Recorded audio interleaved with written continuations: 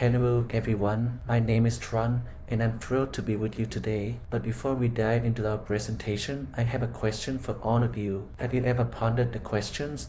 When can someone create a legally valid will? And what impact does a mental disorder have on a person's testamentary capacity? These are not just legal intricacies, they touch on the very essence of how we safeguard the wishes and autonomy of individuals when it comes to their property and assets. Today, my aim is to guide you through these intriguing questions and provide answers as we explore topic 11, testamentary capacity. So let's embark on this journey together, unraveling the complexities of when a will becomes legally valid and how mental disorders intersect with this vital legal concept. Are you ready? Let's begin.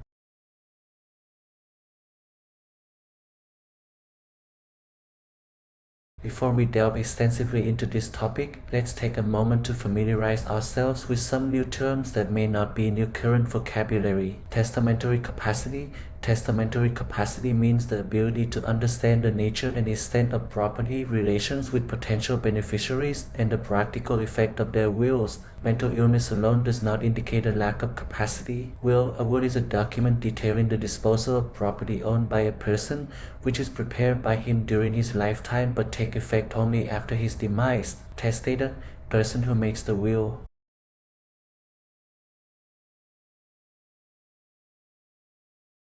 Testamentary capacity refers to an individual's ability to grasp the nature and extent of their property, understand their relationships with potential beneficiaries, comprehend the practical consequences of their will. Importantly, it's not determined solely by the presence of mental illness. Testamentary capacity assesses an individual's capacity to make informed decisions about their will, considering their property and relationships rather than their mental health status alone.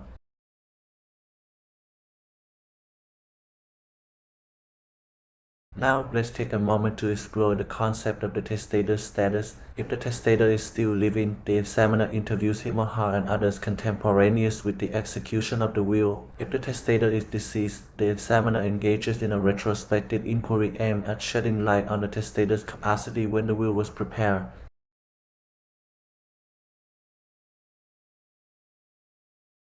The requirement that testators be competent encompasses four attributes. First, testators must know at the time of making their wills that they are making their wills. Do they realize that the effect of their will would make someone else the legal owner of the property to do with it as they wish? Second, they must know the nature and extent of their property. For example, the court may decide that if a testator knows she owns a farm in a particular country, that may satisfy this rule even if she does not recall the acreage. Number 3, they must know the natural objects of bounty, and they must know the manner in which the wills they are making distribute their property.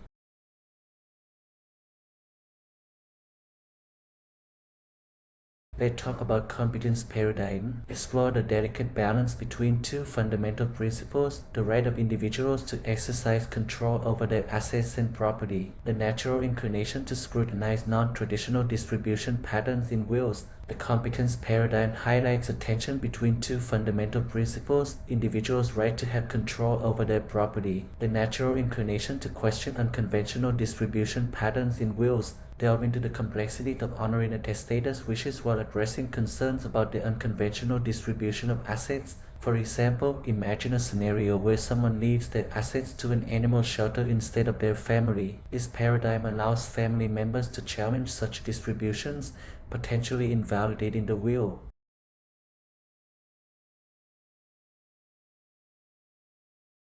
Another area that a clinician might call on is to determine if a testator has capacity or were they subject to undue influence. Undue influence occurs when an external party significantly influences the testator's decisions regarding property distribution in their will. It's important to note that the criteria for undue influence can vary by state or jurisdiction. The focus here is on the impact of external pressure or manipulation on the testator's will, not necessarily their mental capacity.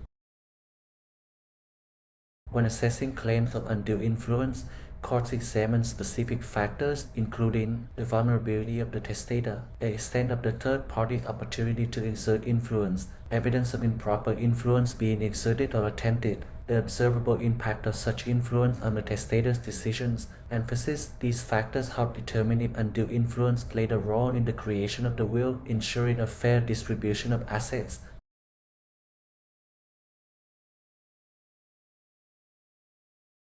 The best evidence of capacity is the testator himself. While most evaluations as to capacity are done after a testator has died, sometimes they will be requested antemortem probate, which allows a will to be probated prior to the testator's death. The things examined will be similar to what is examined after death. The rule to remember is that you focus on the capacity of the testator at the time of the execution of the will. Clinical evaluation of testamentary capacity involves assessing an individual's ability to make informed decisions about their will, gathering comprehensive information whether the testator is alive or deceased. The clinician's role is to provide insights into the testator's mental state and functioning regarding their property and beneficiaries, aiding legal decision makers.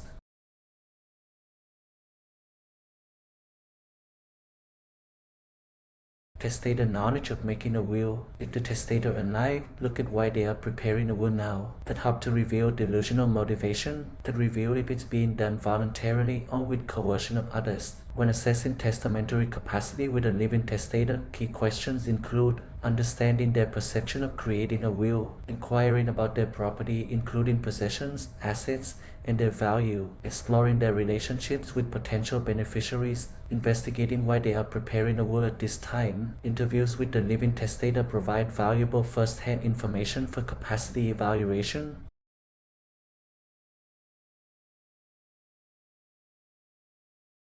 Testator knowledge of making a will. If the testator is deceased, look to the existence of a will. This may suffice to demonstrate that they understood the purpose of their will. Whether or not they knew they were making a will be left to the fact finder. Assessing a deceased testator's knowledge involves relying on available sources, examining the content of the will itself, seeking information from friends, family, and relevant documents, corroborating data to gain insights into the testator's mental state when creating the will. Evaluating capacity posthumously is more challenging due to the absence of direct interaction with the testator.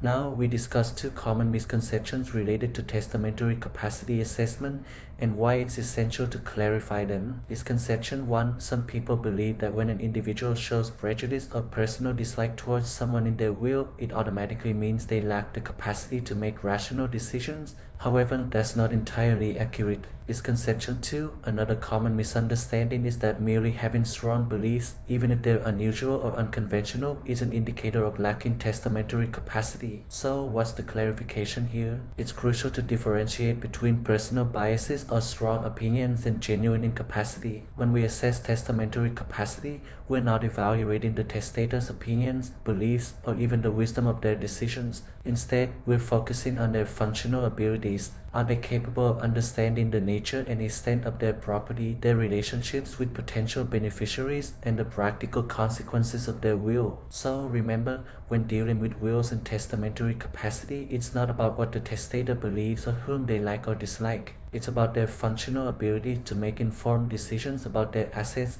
and beneficiaries. This distinction is vital to ensure fairness and legality in the process.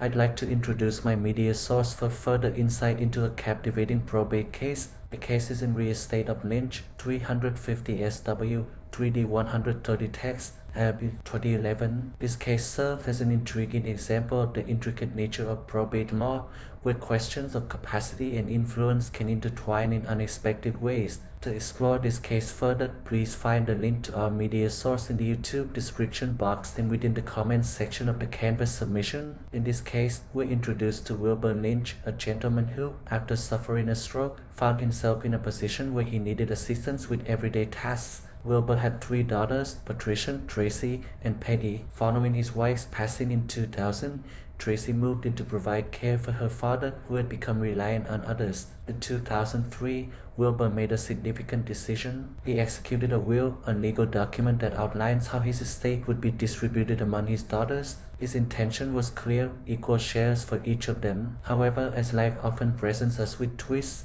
Peggy and Patricia decided to contest their father's will. They claimed that Wilbur, at the time of making this will, lacked the mental capacity to understand the implications of his decisions. Additionally, they argued that Tracy had exerted undue influence on their father's choices. A jury had the task of evaluating these claims, and they sided with Peggy and Patricia. But the story doesn't end there. Tracy, determined to defend her actions, appealed the decision. Her argument was that if Wilbur lacked testamentary capacity, he couldn't have been influenced. Now, you might find yourself pondering the complexities of this case as I did. Ultimately, the Court of Appeals had the responsibility of reviewing the case and rendering a decision. They concluded that Wilbur both lacked testamentary capacity and was unduly influenced by Tracy.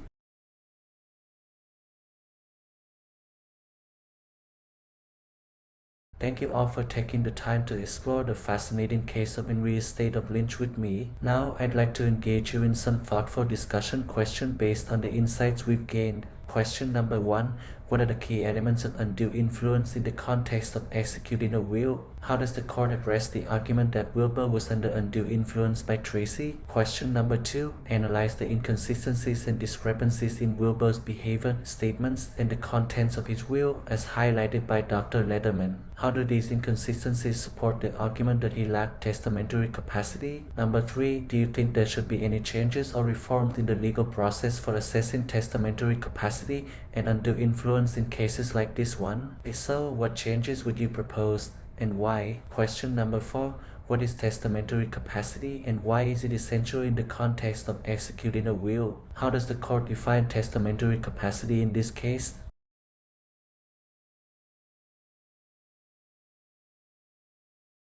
As we wrap up our discussion today, I want to extend my sincere thanks to each and every one of you for being such an engaged and thoughtful audience. Your participation and insights have made this presentation all the more enriching, and I hope you leave with a deeper understanding of the intricate world of testamentary capacity. If you have any more questions or thoughts that arise after our session, please feel free to reach out. Your curiosity and engagement are truly valued. Once again, thank you for listening. Have a fantastic day, and I look forward to our future discussions.